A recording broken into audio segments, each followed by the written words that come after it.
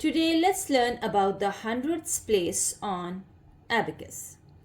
We already know that the ones place is in the center and the rod right next to it is the tens place. The hundredths place is just next to the tens place on its left. So this is the hundredths place. Let's see how we make values on the hundredths place. To make 100, you add 1 bead from the bottom.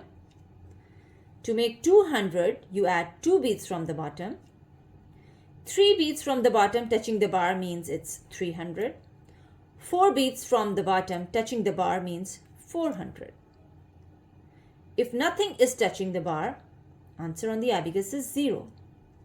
If 1 bead on the hundredths place on the hundredths rod is touching from the top, the value of the abacus is 500.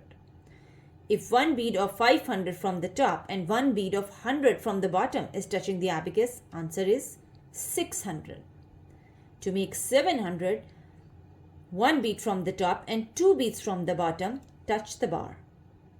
If 1 bead from the top and 3 beads from the bottom touch the bar, the value is 800.